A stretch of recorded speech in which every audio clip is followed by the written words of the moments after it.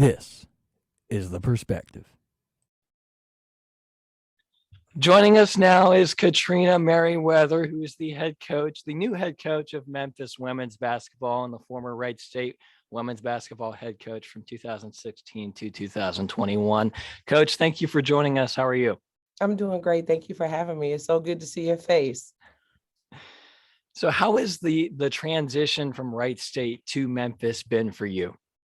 I think it's just been a whirlwind is probably the best way to explain it. Every time I have an opportunity to talk about it, Wright State home for 11 years and how tough it was to leave, and the people, the team, just the overall community that I had learned to love and grew to love. But been fortunate, I have to admit, to have some really good people here too, that made the transition as smooth as possible. In the beginning, I definitely had my days, where you just miss what's comfortable and what you're used to. Girls are in great hands, and it always works out the way it's meant to.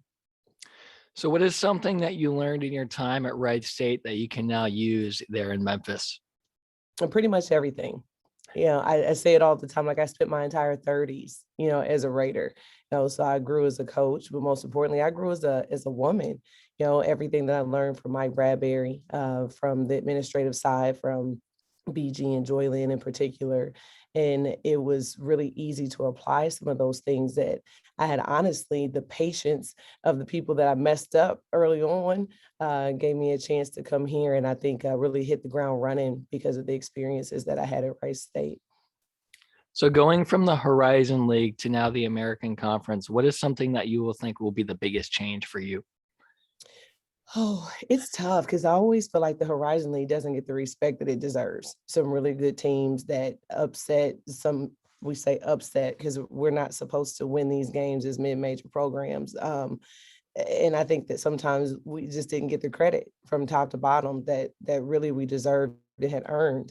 But there are going to be teams that are just as good, teams that have a history of going to the NCAA tournament, which I think matters. Coming from a one-bid league, I know Green Bay had gone some years back, as an at-large bid, but for the most part, we're a one-bid league.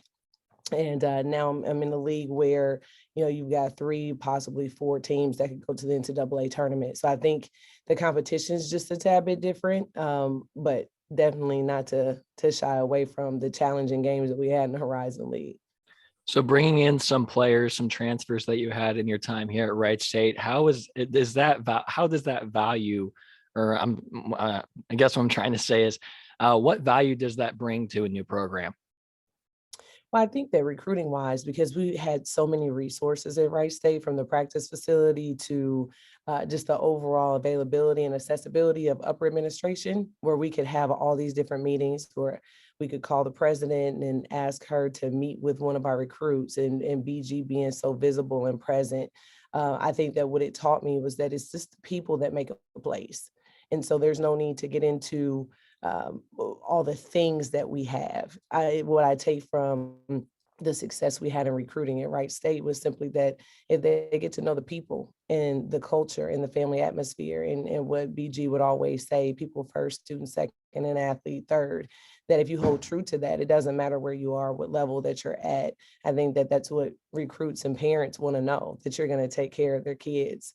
So that's probably the main thing that I take from the time at Wright State and recruiting and those high level players. What were some of your favorite aspects while you were here in Dayton?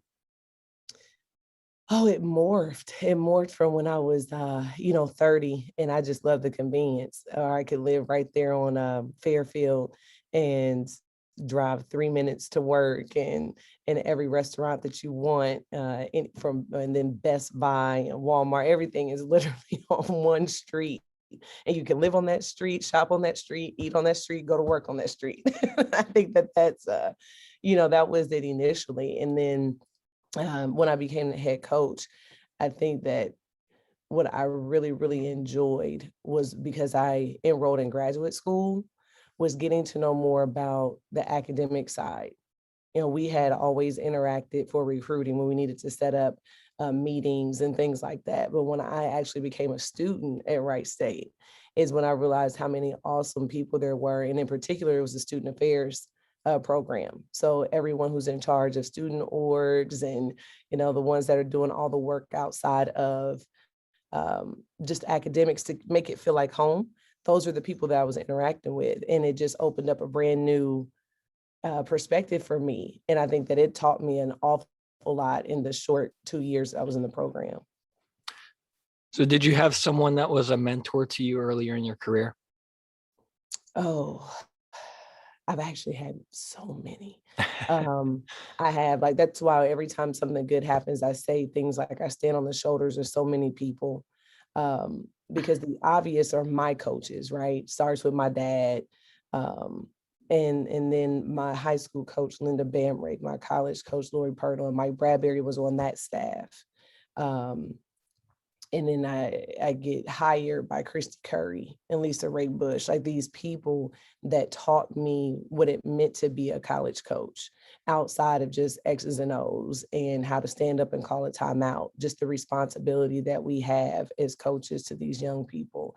So I could never pinpoint one. Literally, I've been so blessed to have so many awesome people coach me, and to see that I had any potential at all and to try to guide me through this thing. That is hard to name one, but my father was definitely the first. What can we expect from Memphis Tigers women's basketball this season?